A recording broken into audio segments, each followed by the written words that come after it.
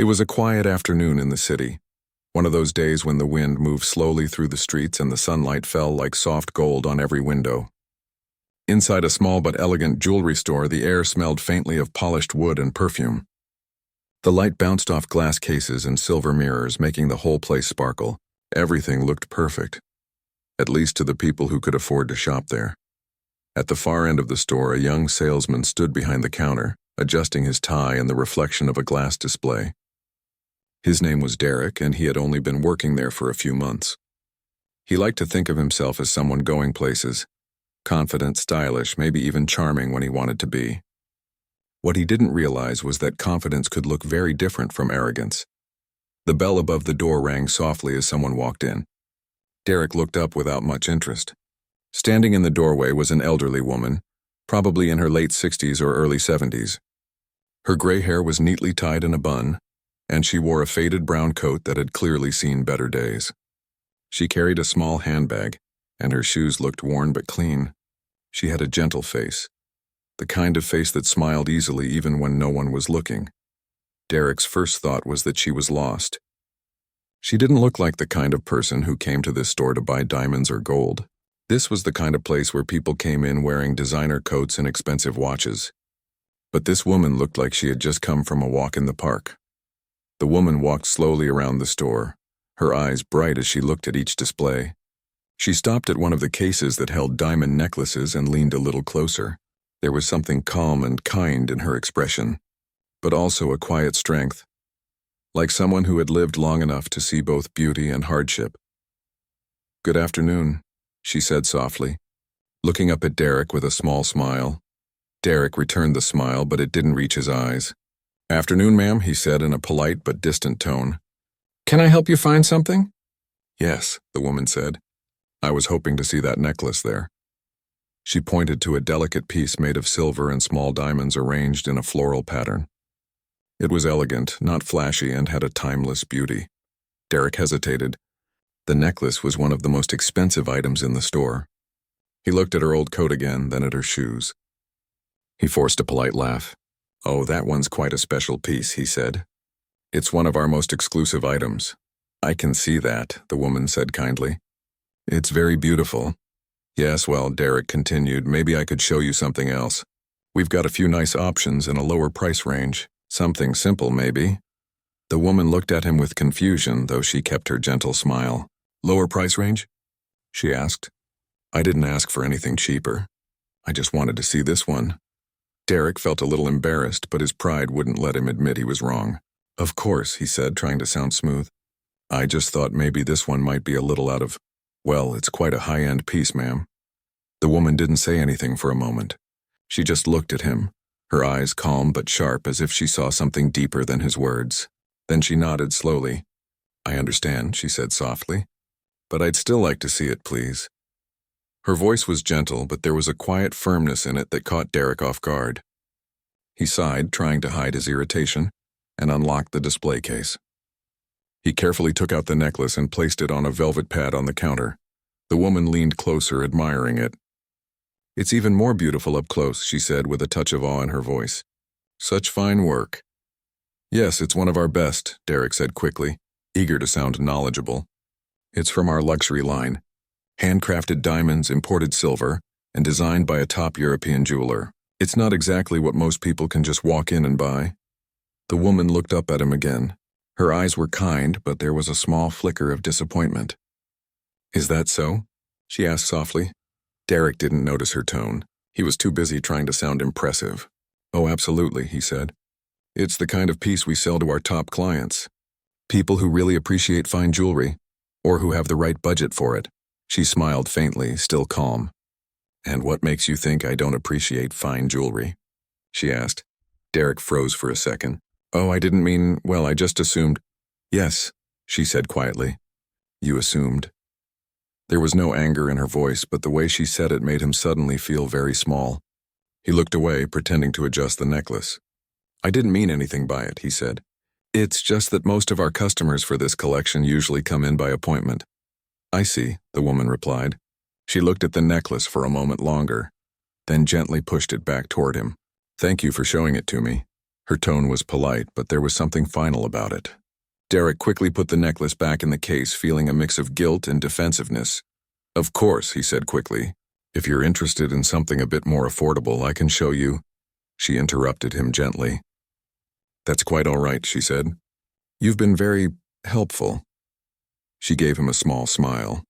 Not sarcastic, not cold, just sad in a quiet way, and turned to walk away. Derek watched her move slowly toward the exit, her step steady but unhurried. The bell above the door chimed again as she left. Derek exhaled, relieved that the awkward exchange was over. He turned back to his reflection in the glass case and straightened his tie again, muttering under his breath. "Some people just wander in for the experience," he said quietly to himself. No harm in that, but there was another saleswoman behind the counter arranging some bracelets. She had seen the whole thing. Her name was Clara, and she had worked at the store for several years. She knew almost every client by name, and she also knew how easily first impressions could fool people. She looked at Derek and shook her head. "You shouldn't have spoken to her like that," she said softly. Derek frowned. "Like what?" "I was being polite." "No," Clara said firmly. "You were being dismissive." "There's a difference," he shrugged. "Come on, Clara, be honest." "You saw her. You really think she came here to buy that necklace? She probably just wanted to look around." Clara sighed. "That woman deserves the same respect as anyone who walks through that door." "You don't know her story. You don't know who she is." Derek laughed under his breath. "Oh, please. You're too nice. I can spot serious buyers a mile away." "Apparently not," Clara murmured. Derek gave her a puzzled look, but she didn't explain. She just went back to her work, shaking her head slowly. Outside, the elderly woman, Margaret, stood for a moment on the sidewalk watching the people pass by. She wasn't upset in the way some might have been. She had seen worse things in her lifetime. Words sharper than insults, looks colder than indifference. But something about Derek's tone had reminded her how easy it was for people to judge others by appearances. She smiled faintly to herself, then looked down at her reflection in the store window. Her coat was old, yes. Her shoes were scuffed. But what no one inside the store seemed to realize was that she had chosen to dress that way on purpose. She wanted to see how her staff treated people. Not just customers who looked rich, but anyone who might walk in off the street. Margaret wasn't just another shopper. She was the regional manager of the entire jewelry chain, and she had been visiting the stores quietly for years, testing the staff, learning who truly understood the company's values. She took a small notebook out of her bag and wrote a few quick notes before walking away, her mind calm but thoughtful. Inside the store, Derek was still talking to Clara, defending himself. "I'm just saying it's not my fault if someone walks in looking like they can't afford anything here. I'm supposed to prioritize serious buyers." Clara gave him a tired look. "You're supposed to treat everyone with respect," she said. "That's literally the first thing they teach us here." Yeah, Derek muttered. "Well, I bet she'll forget all about it by tomorrow." But Margaret wasn't the kind of person who forgot small things, especially when they revealed big truths.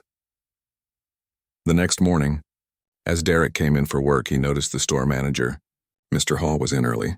He looked nervous, talking quietly on the phone. Derek didn't think much of it. He just assumed it was about some new stock or a customer complaint. He had no idea that the woman he'd spoken to the day before would soon change everything.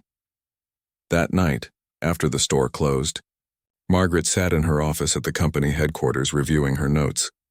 Her handwriting was neat, her comments clear and direct. She had seen kindness and respect in many of her employees, but she had also seen pride, impatience, and judgment, and she knew exactly how she wanted to handle it. She didn't believe in harsh punishment. What she believed in was teaching, because she had once been that young, impatient worker too. She remembered how easy it was to let ego cloud compassion, but she also knew that the best lessons often came wrapped in quiet humiliation, not to hurt, but to open eyes. So she closed her notebook, turned off the desk lamp, and smiled faintly to herself. "Tomorrow," she whispered, "we'll see who's really paying attention."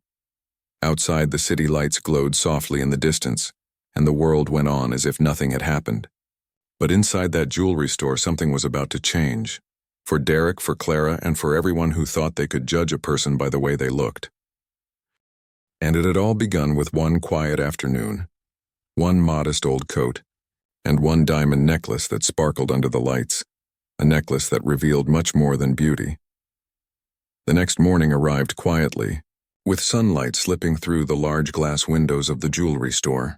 The air smelled of coffee and polish, as the staff went about their usual morning routines, wiping the counters, arranging displays, and checking that every diamond and bracelet gleamed perfectly beneath the lights. Derek was the first to clock in that day. He came in early, mostly because he wanted to make a good impression on the store manager, Mr. Hall. Ever since he had started the job, he'd believed that arriving early and dressing sharp would make people respect him. He still didn't realize that respect came from something deeper than appearance. He placed his bag under the counter, fixed his collar in the reflection, and gave himself a confident smile. "Another day, another sale," he said quietly. As the clock hit 10, the doors opened to the first customers.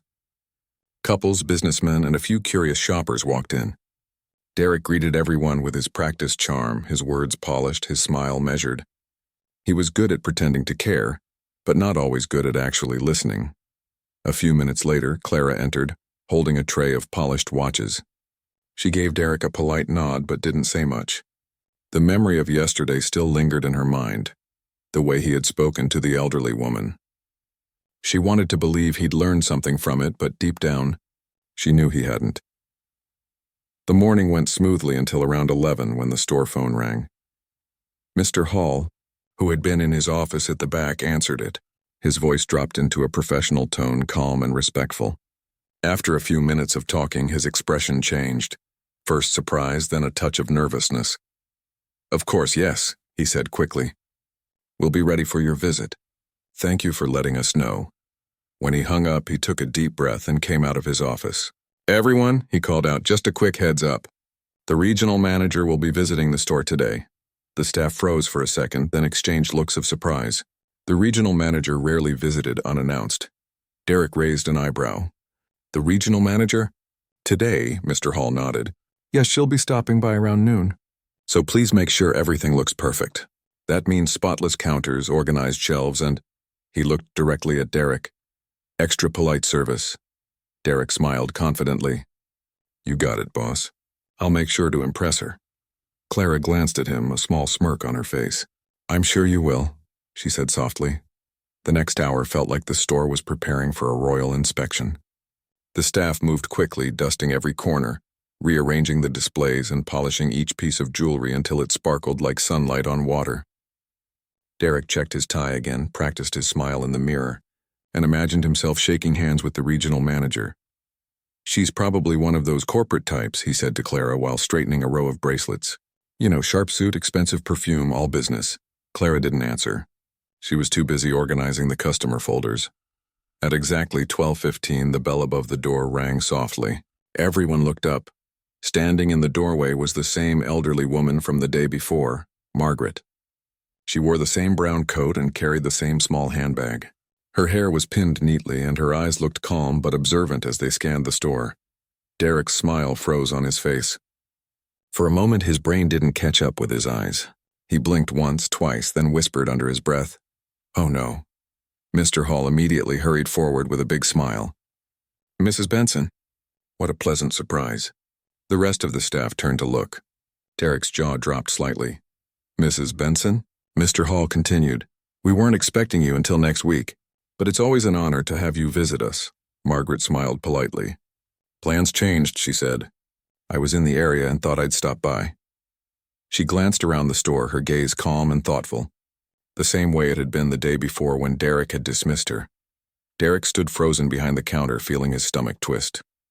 Clara, standing a few feet away, covered her mouth to hide her expression.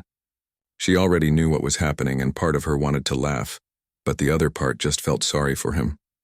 Mr. Hall gestured toward the seating area. "Please, Mrs. Benson, have a seat. Would you like some tea or coffee?" "No, thank you," she said softly.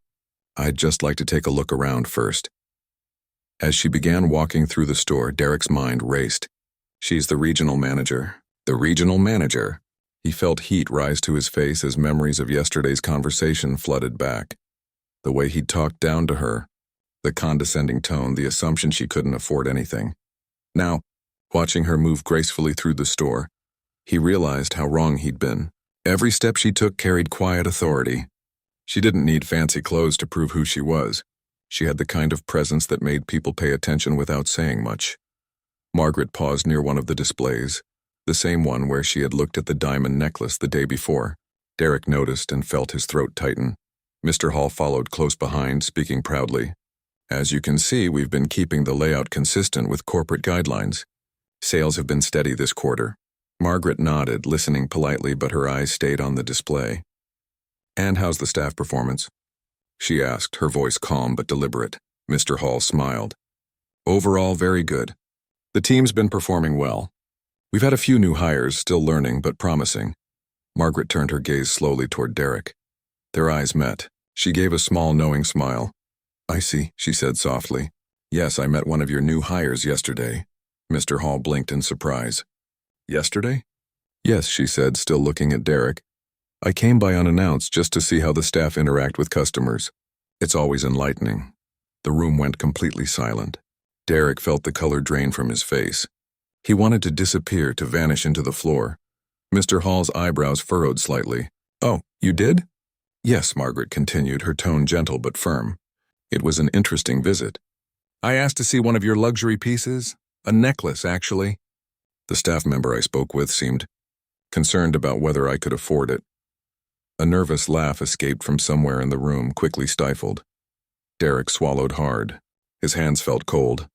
Ma'am, Margaret lifted a hand slightly, stopping him. It's all right, she said softly. We'll talk about it later. Then she turned back to Mr. Hall. Other than that, everything seems to be in order. Your store looks beautiful. Mr. Hall smiled awkwardly, clearly unsure of what to say. Thank you, Mrs. Benson. We do our best. Margaret nodded. I can tell. She continued her walk through the store, greeting the other staff members warmly, asking small questions, giving compliments. She never raised her voice or acted superior. But everywhere she went, people stood a little straighter, spoke a little more carefully. Her presence carried quiet power. Meanwhile, Derek stood near the counter, trying to steady his breathing. Clara came over, her voice low so no one else could hear. You okay? She whispered. He nodded quickly, though his hands were trembling. She's the regional manager, he whispered back. I didn't know. I thought, I know what you thought, Clara said softly. Maybe now you'll think twice next time. He didn't answer. After spending another 20 minutes walking around, Margaret returned to the front counter. Derek stood there, forcing a professional smile, but he couldn't meet her eyes. She looked at him for a moment before speaking. It's good to see the store looking so well, she said. You've done a fine job keeping it organized. Thank you. Ma'am, Derek said quickly. She nodded, then added quietly, I always believe a store's true quality isn't just in how it looks, but in how people feel when they walk in. The words landed like a soft but heavy weight in the air. Mr. Hall smiled nervously. Of course. Customer experience is everything. Margaret nodded again, her eyes never leaving Derek. Yes, she said. It is. She turned to leave, her steps calm, her head held high. At the door, she paused and looked back. I'll be in touch soon, Mr. Hall. Thank you for your time. With that, she walked out, the bell above the door ringing softly behind her. The store stayed quiet for several seconds after she left. It was as if no one dared move or breathe. Finally, Mr. Hall turned toward Derek. You met her yesterday? He asked slowly. Derek nodded weakly. I didn't know who she was. Mr. Hall sighed, rubbing his temples. What happened? Derek hesitated, searching for words that didn't make him sound terrible. She came in dressed kind of casually.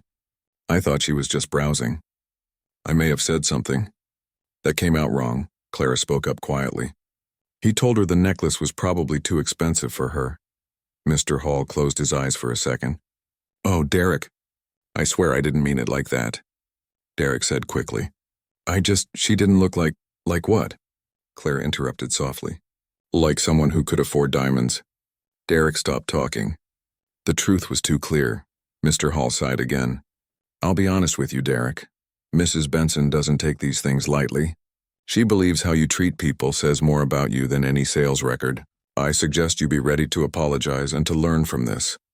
Derek nodded silently, shame filling his chest. The rest of the day passed slowly. Every tick of the clock felt heavy. Derek tried to focus on his work, but his thoughts kept drifting to Margaret's calm face and her words.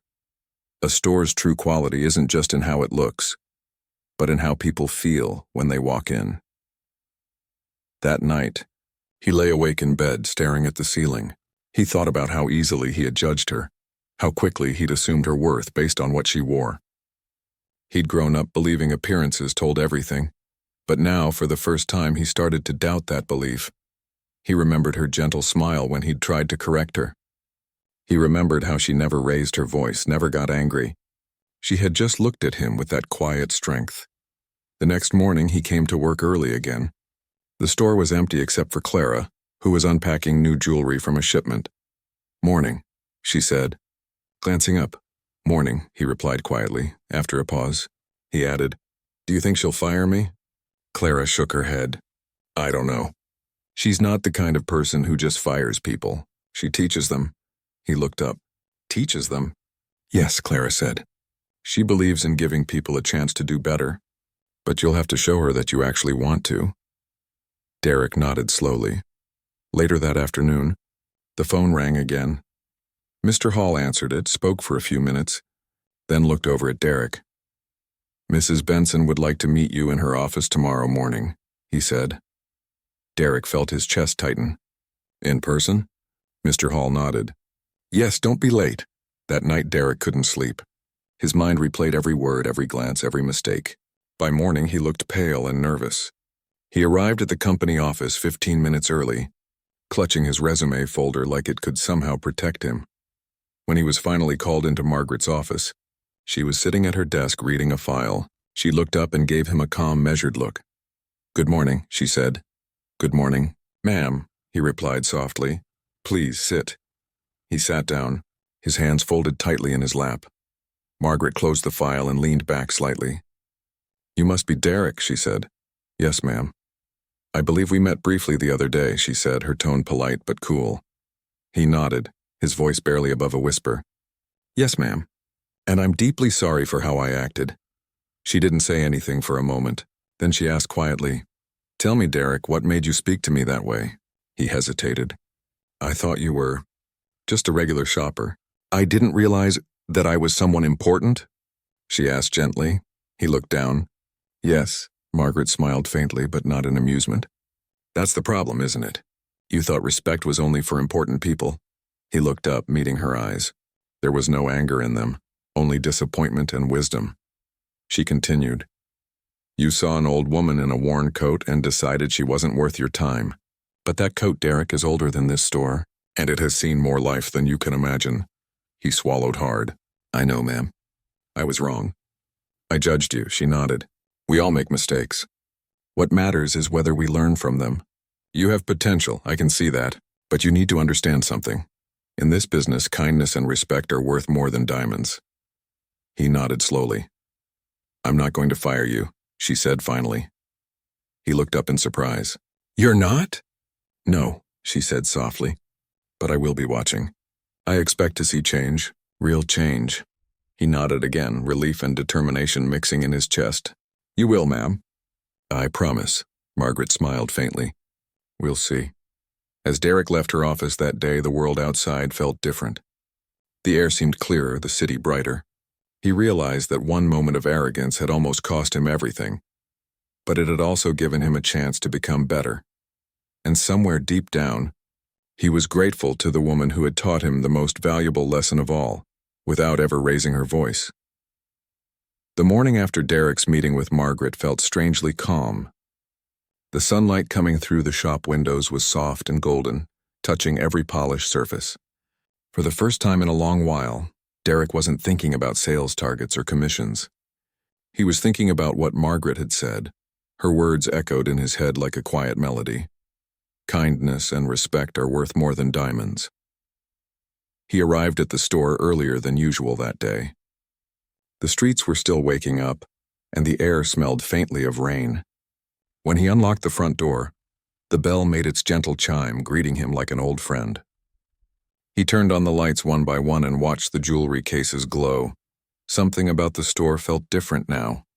It wasn't just a place full of glittering stones and glass. It felt alive, filled with the silent stories of every person who walked through its doors. As he wiped down the counters, he thought about all the people he'd ignored or underestimated before, the customers he hadn't taken seriously because of how they looked, how they spoke, or what they wore. He wondered how many of them had walked out feeling the same quiet disappointment that Margaret must have felt that day. He didn't want to be that kind of person anymore. When Clara came in, she was surprised to see him already there. "You're early again," she said, setting down her bag. He smiled faintly. "Yeah, I figured I could use the extra time." She nodded, studying him for a moment. "You look different today." "Different how?" "Calmer," she said. "Like you finally stopped pretending." He chuckled softly. "Maybe I did." As the morning went on, customers began to come in. Derek made sure to greet each one with genuine warmth. Not the forced, polished tone he used before, but the kind that came from real interest. A young couple walked in first, looking for engagement rings. Derek listened carefully as they described what they wanted. He didn't rush them. He didn't push them toward the most expensive options. Instead, he asked about their story, how they met, what made them fall in love, what kind of ring would mean something to them. When the couple left, smiling and holding hands, Clara glanced at him with raised eyebrows. "Who are you and what did you do with the old Derek?" She joked. He laughed. He retired. But deep down he knew it wasn't a joke. Around midday, Mr. Hall came out from his office holding a clipboard. "Derek," he said. "Mrs. Benson called this morning." Derek froze for a second. "She did?" "Yes," Mr. Hall said. "She's coming by again this afternoon." Derek felt his stomach drop. "She's coming here?" Mr. Hall nodded. "She said she wants to talk to the whole team." Clara grinned. "Looks like the Queen is returning to the castle." Derek managed a nervous laugh, but his palms were already sweating. He wasn't afraid of her anymore, not in the same way, but he wanted to prove he'd changed. He wanted her to see it, not just hear it. At exactly 2 o'clock, the familiar sound of the bell filled the store. Margaret walked in wearing the same calm smile.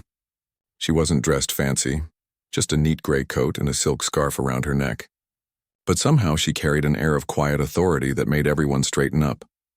"Good afternoon," she said kindly. "Good afternoon, Mrs. Benson," Mr. Hall greeted warmly. "We're honored to have you again," Margaret smiled. "I just wanted to check in after our last visit." Her eyes gently swept across the store, landing briefly on Derek. He took a deep breath and walked over. "Mrs. Benson," he said quietly.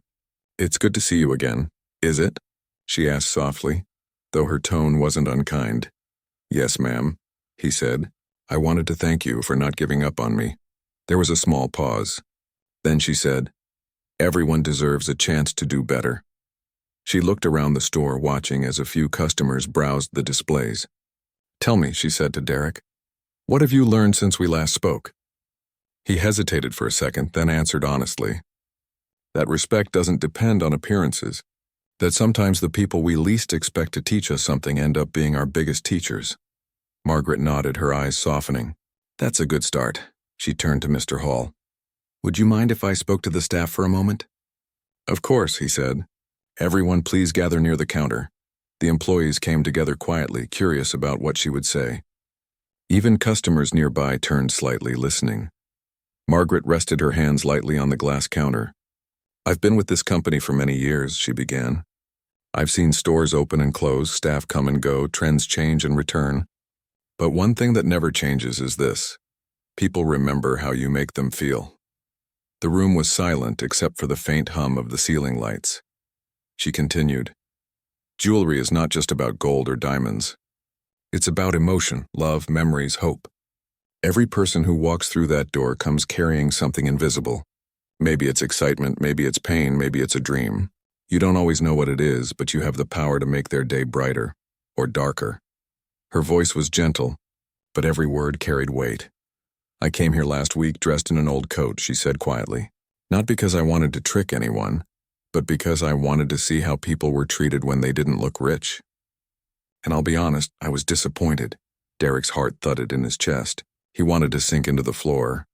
"But," Margaret continued, looking at him, "I also believe people can change. I've seen that too." Her gaze lingered on Derek for a moment before she turned back to the others. Judging others by appearances is one of the oldest mistakes in the world. We've all done it. But in a business built on beauty, true success lies in seeing the beauty in people, not just the products. Everyone nodded slowly. Clara looked thoughtful. Even Mr. Hall seemed moved. Margaret smiled softly. I want this store to be more than a place that sells luxury. I want it to be a place where everyone, no matter who they are, feels respected. The room was quiet again, but the silence was full of meaning. After she finished speaking, a woman who had been browsing a shelf nearby approached timidly. She was middle-aged, wearing a simple sweater, holding a small pendant in her hand. Excuse me, she said softly. I just wanted to say, that was beautiful, Margaret smiled kindly. Thank you, dear. It's just something I've learned over time. The woman nodded and looked at Derek. He's already doing better, she said warmly. He helped me earlier. Very patient, very kind. Margaret turned to Derek and raised an eyebrow, a faint smile forming. Is that true?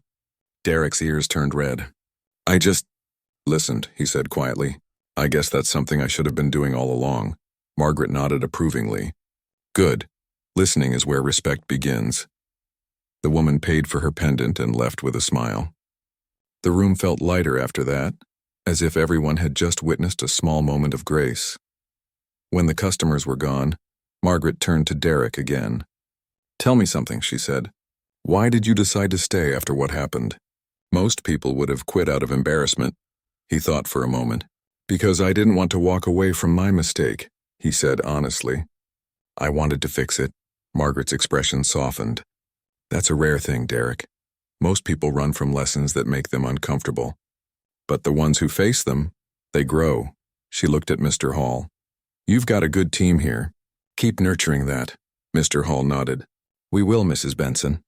Before leaving, Margaret stopped near the door and turned back one last time.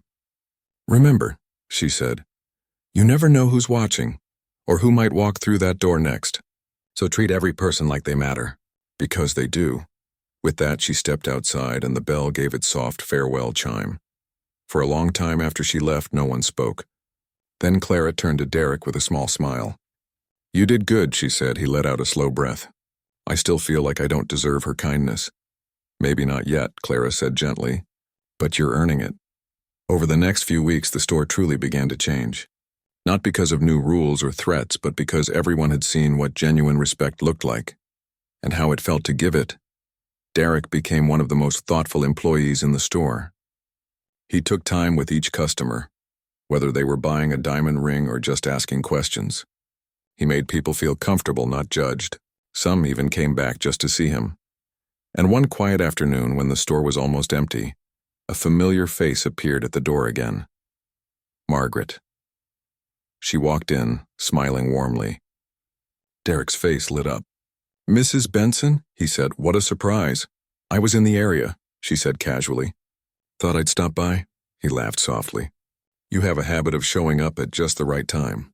She chuckled. Old habits die hard. He showed her around proudly.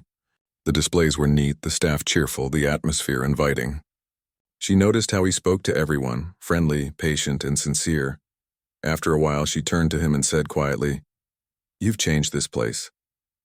He shook his head. No, ma'am, you did. You just made me see it differently. Margaret smiled, her eyes warm with pride. Maybe so, but you chose to grow. That's what matters.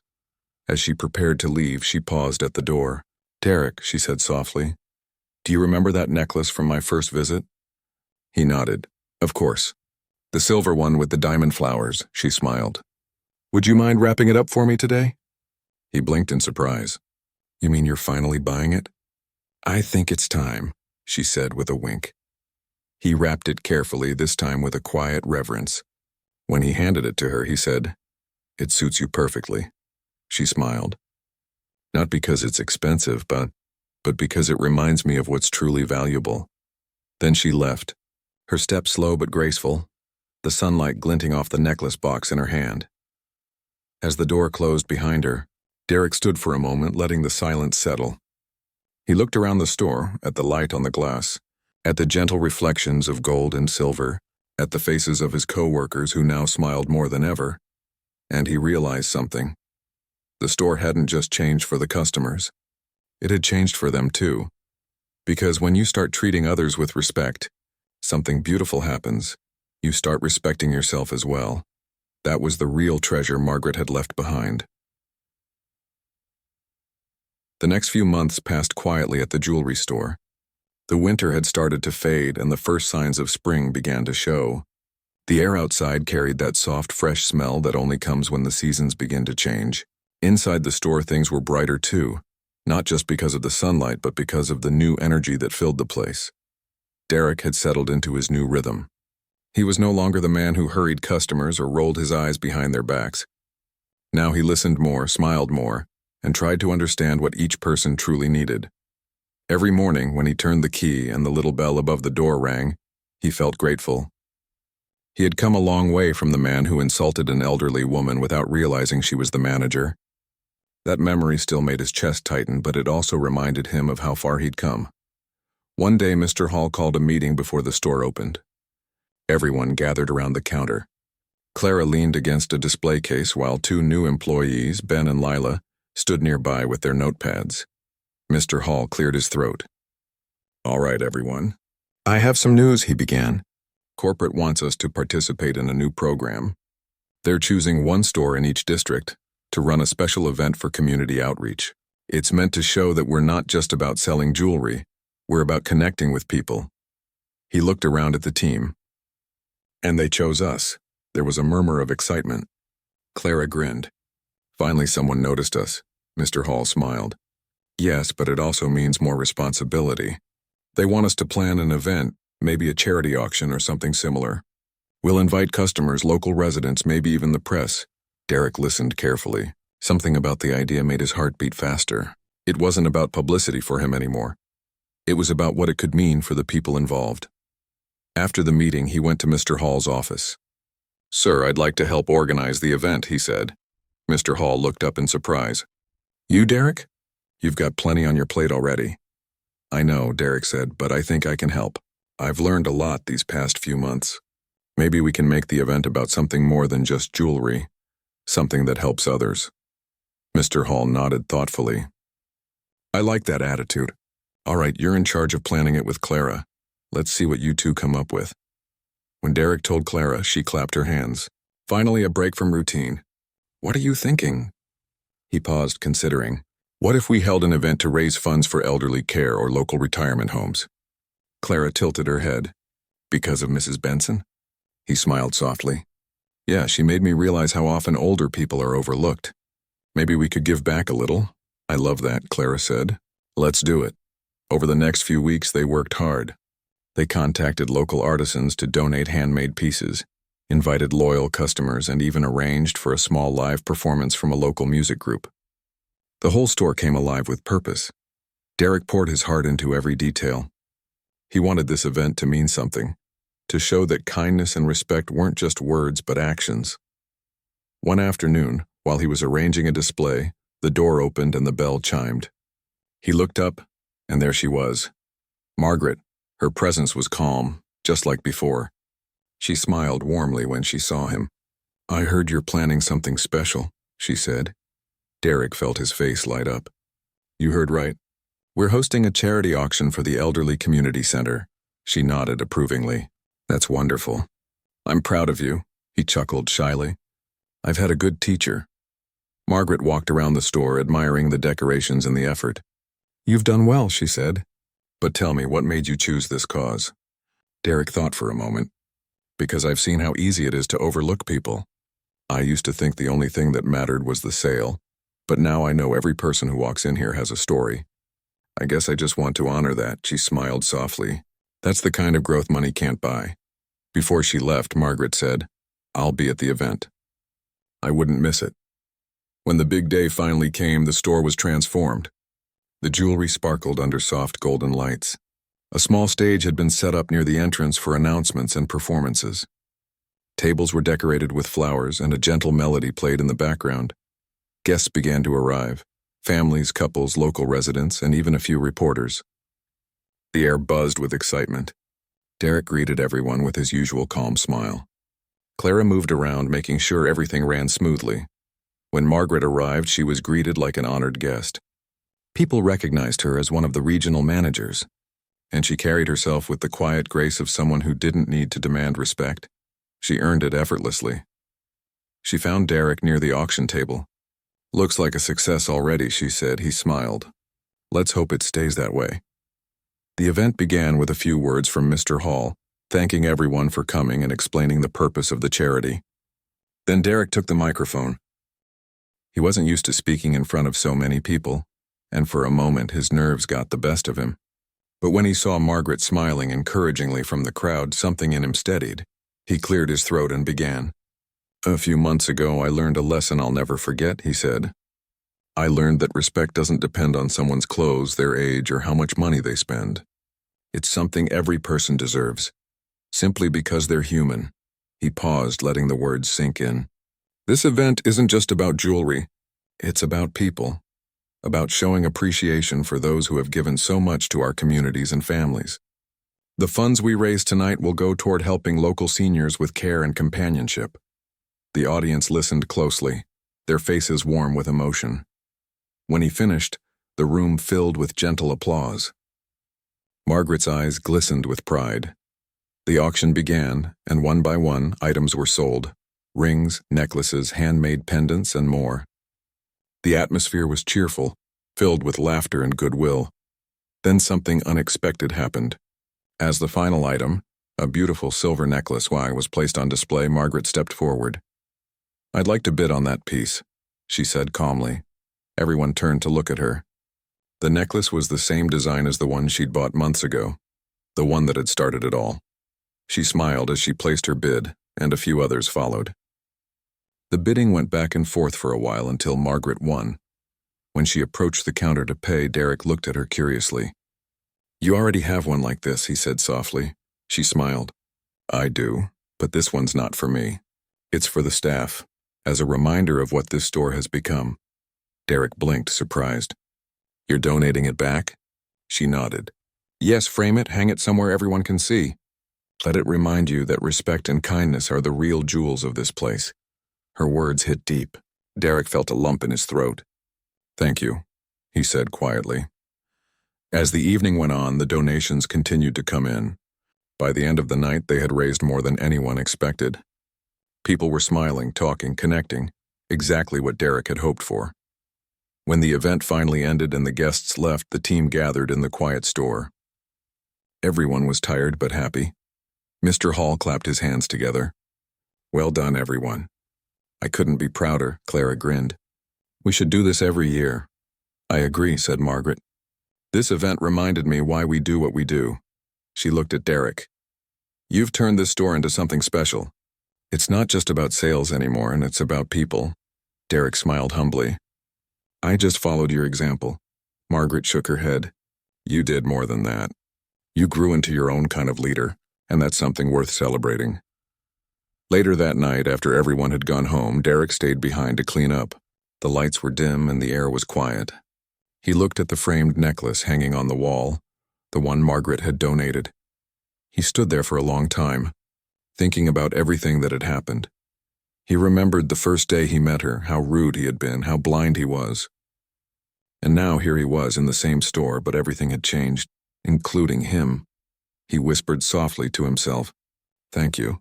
He didn't know if he was thanking her, fate, or life itself, maybe all three. As he locked up and stepped outside, the night was calm. The moonlight reflected on the glass windows, and for a moment, he saw his reflection. But this time, it wasn't the face of a man chasing sales or ego. It was someone who had learned the quiet strength of kindness. He took a deep breath of the cool night air.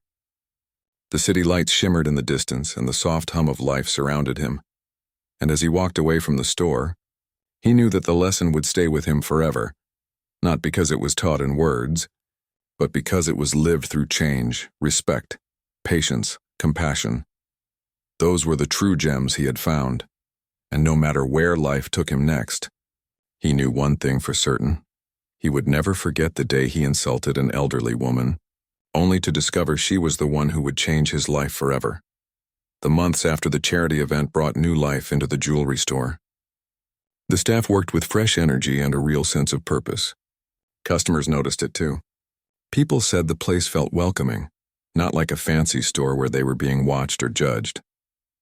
It felt like a place where kindness lived. Derek still remembered that night clearly, the laughter, the warmth, and the look of pride on Margaret's face.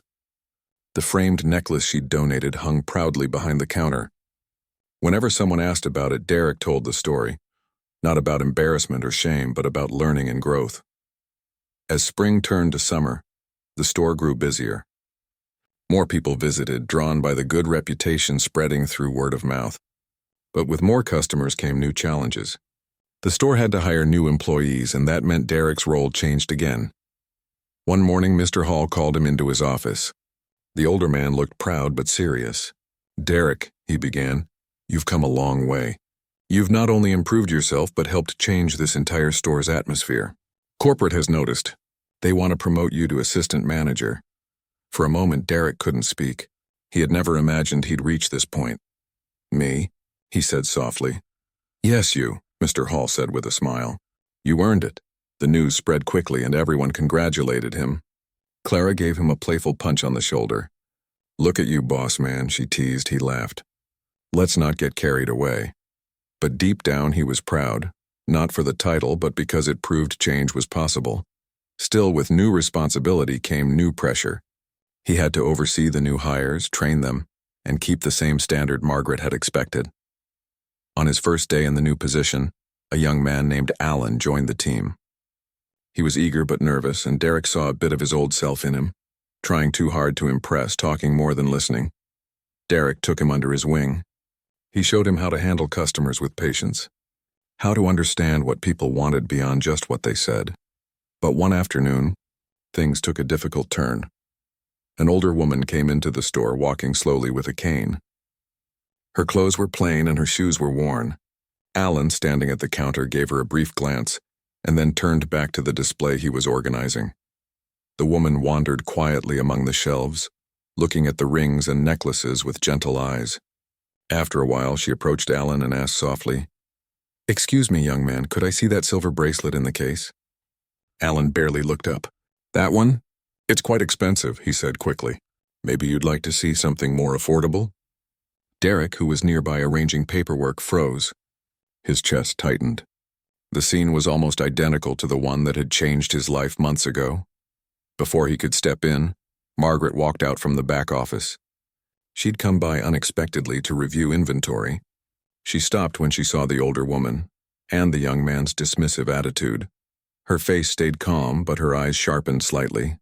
Derek immediately walked over. "Of course, ma'am," he said warmly. "You're welcome to see any item you like."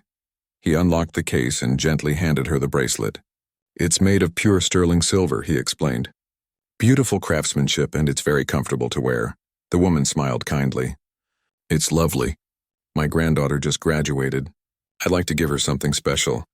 "That's wonderful," Derek said. "She'll love it. This one symbolizes grace and strength. Perfect for a graduation gift." The woman's smile grew. "You're very kind." Margaret stood quietly, watching every moment. Alan looked nervous now, realizing his mistake. After the woman purchased the bracelet and left, Margaret turned to Derek.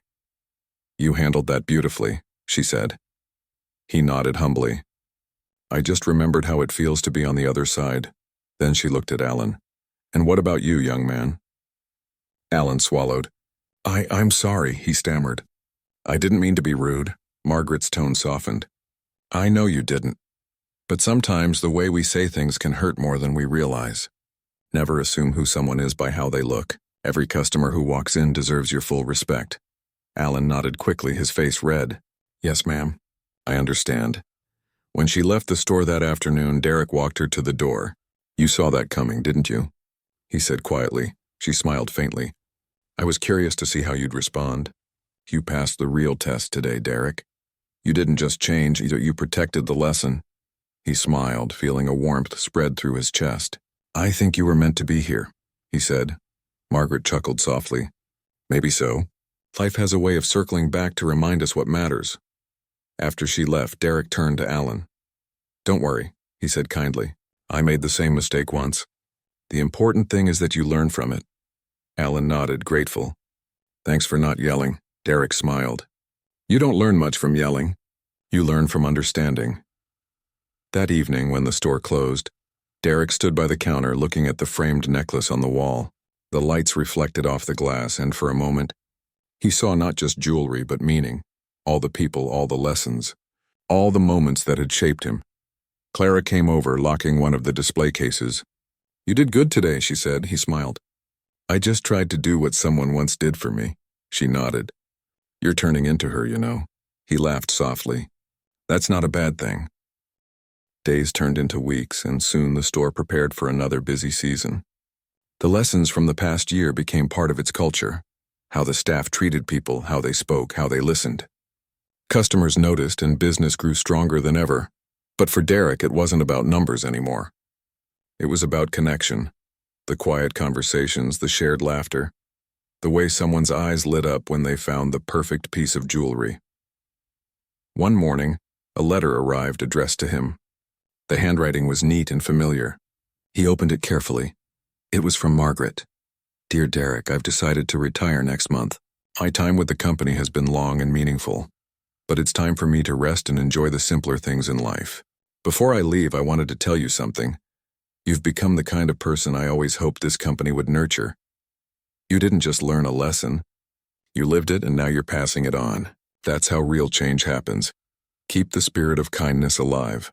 It's the best gift you can give others, and yourself. With warm regards, Margaret." Derek read the letter twice, then folded it carefully and slipped it into his pocket. A part of him felt sad. She had become more than a manager to him. She was a mentor, a friend. But he also felt proud that she trusted him to carry on her legacy. That afternoon, he gathered the team and shared the news. Everyone was quiet for a moment. Clara wiped a small tear from her eye. "She's the reason we all changed," she said softly. Derek nodded. "She'll always be part of this place." He decided to do something special.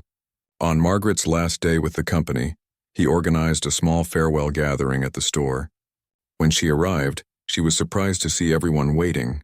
The staff, a few loyal customers, even some people from the community center they had supported. The lights were warm, the air filled with laughter. Clara handed her a small box. Inside was a silver pendant engraved with the words, "Kindness is the brightest jewel." Margaret's eyes filled with emotion. "You didn't have to do this," she said softly. Derek smiled. "We wanted to. You changed this place and us." She looked around at the smiling faces, her heart full. "I didn't do it alone," she said. "You all did."